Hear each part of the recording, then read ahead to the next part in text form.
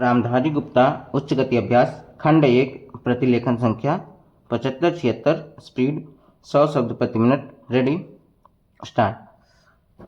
महोदय, जैसा कि माननीय सदस्य जानते हैं, कल दूसरे सदन में इसी तरह की बहस थी। मुझे वहाँ भी कुछ देर बैठना पड़ा। इस कारण यहाँ जो भाषण हुए उन सबको मैं सुन नहीं सकी।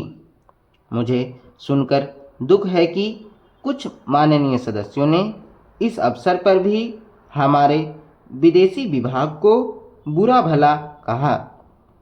सेवाओं पर दोषारोपण करके सरल रास्ता निकालने का प्रयत्न ऐसी प्रवृत्ति है जिसकी मैं निंदा करती हूँ। मैं यह नहीं कहती कि हमने गलतियाँ नहीं की हैं और हमारे सभी प्रतिनिधि हमेशा योग्य ही होते हैं।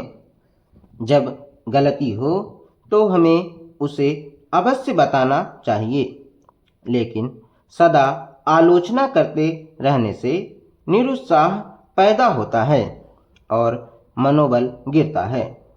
हमें उन औजारों को ही कुंठित नहीं कर देना चाहिए जिनसे हमें काम लेना है।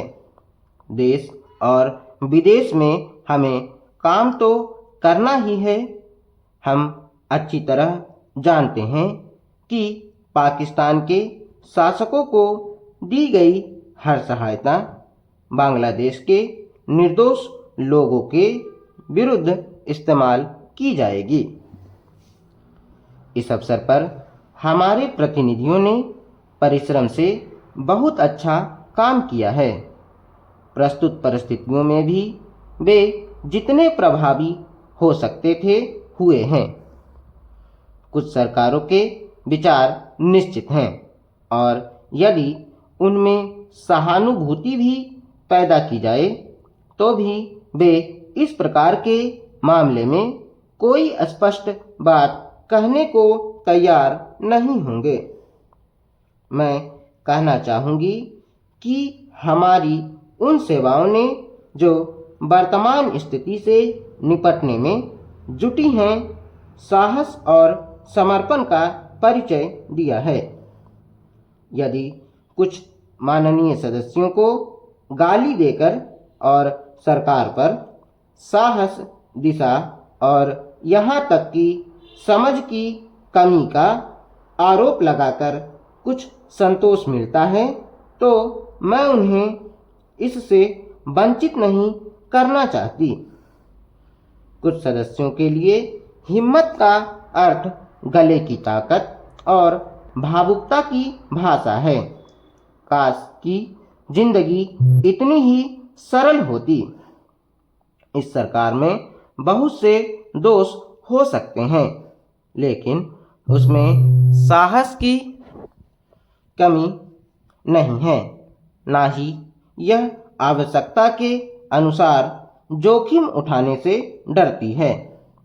जैसा मैं बहुत बार कह चुकी हूँ, हम इस स्थिति या किसी भी स्थिति के केवल कानूनी पहलू की चिंता नहीं करते। हम चिंता करते हैं केवल एक ही बात की, और वह है हमारे राष्ट्रीय हित, सुरक्षा और स्वाभाविक रूप से बांग्लादेश के बहादुर लोगों की सुरक्षा। इसी कारण से शांति से काम करने का महत्व है। महोदय, मान्यता शब्द की हर तरफ से मांग आई है। मानो कि मान्यता देने भर से ही वे बहुत सी कठिनाइयाँ हल हो जाएंगी जो बांग्लादेश के लोगों के सामने हैं, हमारे देश के सामने हैं और विशेषकर हमारे सीमांत राज्यों अर्थात पश्चिम बंगाल, असम, त्रिपुरा और मेघालय के समक्ष हैं। हमने इस प्रश्न के हर पक्ष पर बड़ी गहराई से सोच विचार किया है। जैसा कि मेरे साथी ने बताया है, इसकी हम निरंतर समीक्षा करते रहते हैं।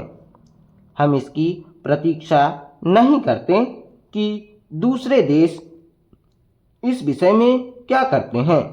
इस बारे में या अन्य मामलों के बारे में हम जो कुछ भी निर्णय करेंगे वह स्थिति के हमारे अपने ही स्वतंत्र मूल्यांकन के अनुसार और इस बात को ध्यान में रखकर होगा कि हमारे हित व्यापक अर्थ में किस तरह पूरे होते हैं।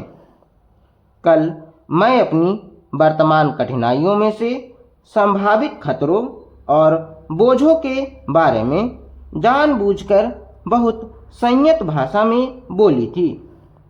वह इस कारण नहीं कि मैं बोझों या खतरों से आज या कभी डरी हूँ, बल्कि इस कारण कि मैं चाहती हूँ कि माननीय सदस्य इन सब विषयों पर गहराई से विचार करें। खतरों का तभी सामना किया जा सकता है जब आदमी इसके लिए तैयार हो। जैसा मैंने पहले कहा और फिर से दोहराना चाहूँगी कि यह समय दलगत प्रतिद्वंद्विता का नहीं है। हम सबको मिलकर एक साथ खड़े रहना चाहिए और हमारे सामने जो अधिक काम हैं उनमें एक दूसरे की सहायता करनी चाहिए। सांप्रदायिक प्रवृत्तियों को दबाना चाहिए। मेरे विचार में सब पार्टियों को सहायता करनी चाहिए कि बांग्लादेश और शरणार्थियों का प्रश्न सांप्रदायिक स्तर तक न गिरने पाए, बल्कि अपने सही स्तर पर ही बना रहे जो राष्ट्रीय और अंतर्राष्ट्रीय स्तर हैं।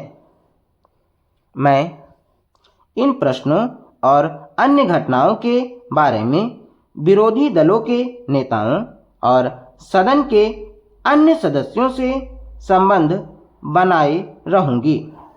मैं अपनी तरफ से सदस्यों को इस विषय पर अपनी बात मुझसे आकर कहने और उनके पास जो कोई जानकारी हो उसे बताने की पूरी छूट देती हूँ। साथ ही इस समय इससे अधिक और कुछ कहने को नहीं है। मैं बस इतना ही कहना चाहूँगी कि हम निराश ना हों। हमें अपने और अपने लोगों पर भरोसा होना चाहिए। हमें बांग्लादेश की वीर जनता और अपने अधिकारों के लिए लड़ने के संकल्प पर भरोसा होना चाहिए।